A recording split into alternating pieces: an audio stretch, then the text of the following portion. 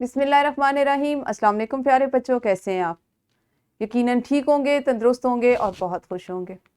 प्यारे बच्चों, आप सब बखूबी वाकिफ़ हैं, हम इस वक्त पढ़ते हैं उर्दू जमात पंजम और हमने जिस सबक का आगाज़ कर रखा है उसका उन्वान है मेजर शब्बीर शरीफ शहीद। जैसा कि आप तस्वीर से देख रहे हैं या हमारी स्क्रीन का जो बैकग्राउंड है वो आपको नज़र आ रहा है।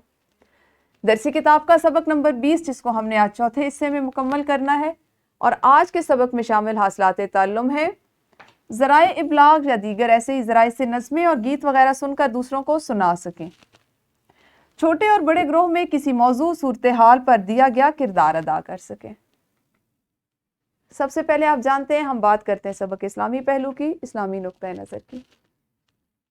हज़रत अबू हुरैरा रज़ी अल्लाह ताला अन्हो से रिवायत है कि रसूलुल्लाह सल्लल्लाहु अलैहि वसल्लम ने फरमाया, शहीद को राह खुदा में कत्ल की इतनी तकलीफ भी नहीं होती जितनी कि तुम में से किसी को चींटी के काटने से तकलीफ होती है। तिरमिज़ी, निसाई और दारमी। यानी चींटी काटे तो कितनी सी तकलीफ होती है, शायद हमें महसूस भी नहीं होता बाज़ औक़ात कि हमें चींटी ने काटा है।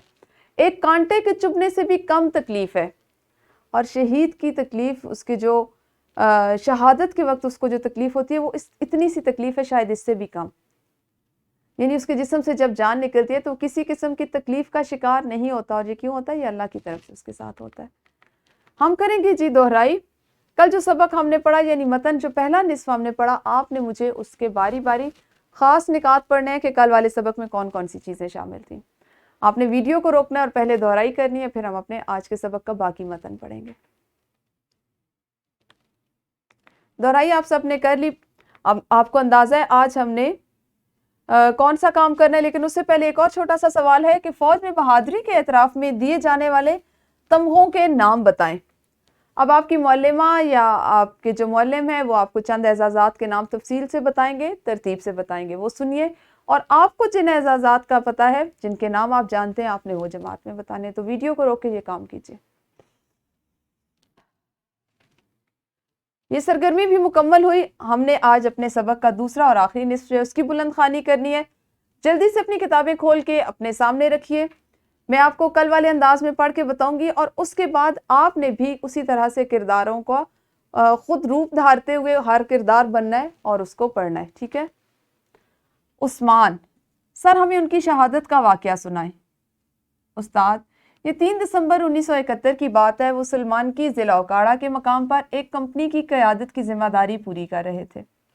उन्हें एक ऐसे ऊंचे बंद पर कब्जा करने की जिम्मेदारी सौंपी गई थी जहां से दुश्मन हमारे 2 अहम इलाकों पर कब्जा कर सकता था। फौजी एतबार से ये इलाका बहुत अहम था। दुश्मन ने यहाँ आसाम रेजिमेंट मामूर की थी जिसके पास टैंकों की एक स्क्वाड भी थी। मतलूबा हदफ तक पहुंचने के लिए उन्हें 100 फुट चौड़ी और 18 फुट गहरी नहर को अबूर करना था और दुश्मन की बारूदी सुरंगों के इलाके से गुजरना था। उन्होंने अपने साथियों के साथ मिलकर तमाम मराहिल को बखूबी मुकम्मल किया और दुश्मन पर हमला कर दिया। 3 दिसंबर 1971 की शाम तक दुश्मन को उसकी किलाबंदियों से बाहर निकलने पर मजबूर कर दिया और झांगर पोस्ट से दुश्मन को मुकम्मल तौर पर निकालने में कामयाब हो गए।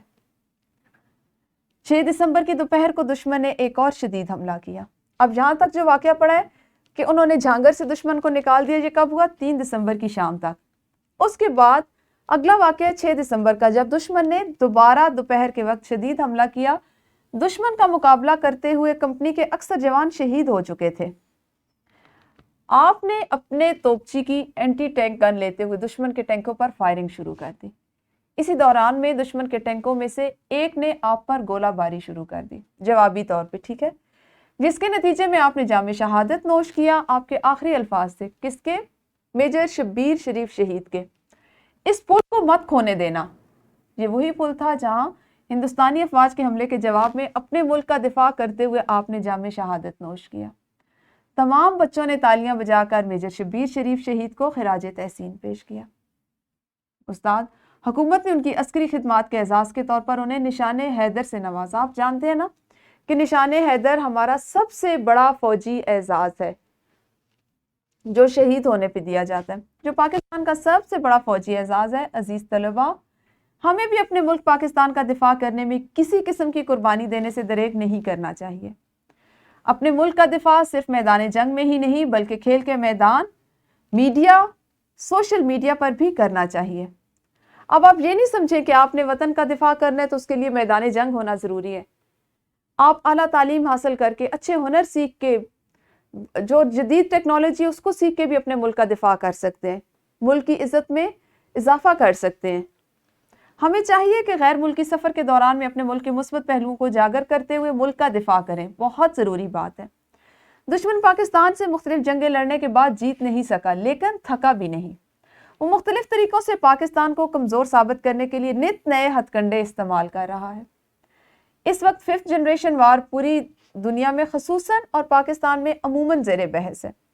اس موقع پر ہماری ذمہ داری ہے کہ سنی سنائی باتوں پر یقین نہ کریں اور قرآن و سنت کے اصولوں کو مد نظر رکھتے ہوئے اپنے رد عمل کا اظہار کریں۔ سوشل میڈیا کا درست استعمال ہمارے ذمہ دار شہری ہونے کا ثبوت ہے۔ ہر ایسی خبر جو پاکستان کے خلاف اور وطن عزیز کو نقصان پہنچانے کا باعث ہو، اس کو مت پھیلائیں۔ خود کو منفی سوچوں سے، منفی باتوں سے، منفی رویوں سے دور رکھیں۔ ہم جس قدر مثبت سوچیں گے، جس قدر مثبت باتیں پھیلائیں گے، ہمارا ملک ترقی کرے گا، ہم دنیا میں اپنے وطن کو عزت دلوا سکیں گے اور اس کے وقار میں اضافہ کا باعث بنیں گے۔ ہمیں کبھی بھی ایسا نہیں کہنا چاہیے کہ ہم پاکستان میں یا پاکستان سے باہر تو ہم وہ باتیں کریں جو ہمارے ملک کے وقار کو، اس کی عزت کو نقصان پہنچائیں۔ تو ان باتوں پہ سوچئے۔ بحیثیت طالب علم آپ کے سامنے پوری زندگی ہے، آپ کے سامنے پاکستان کا مستقبل ہے۔ اب جلدی سے شاباش کیجئے ایک انفرادی سرگرمی، اور سرگرمی کچھ اس طرح سے ہے کہ آپ نے اپنے اس سرگرمی کو انفرادی طور پہ کرنا ہے اور ویڈیو کو روکیے اور اس سرگرمی کو مکمل کیجئے۔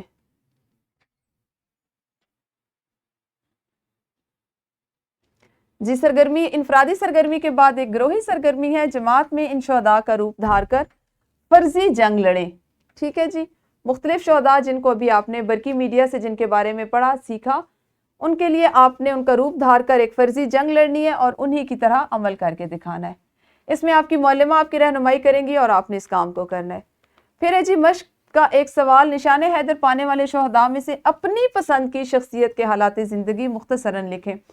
آپ نے کسی ایک شہید جس کو نشان حیدر دیا گیا اس کا انتخاب کرنا ہے، ان کی تصویر کوشش کریں مل جائے تو اس کو بھی لگائیں، اور ان کے حالات زندگی مختصراً جو انہوں نے خدمات انجام دی، جس طرح سے وطن کا دفاع کیا، حفاظت کی، اس کے بارے میں آپ نے لکھنا ہے، اور یہ آپ نے بھی مشق کا کام کرنا ہے۔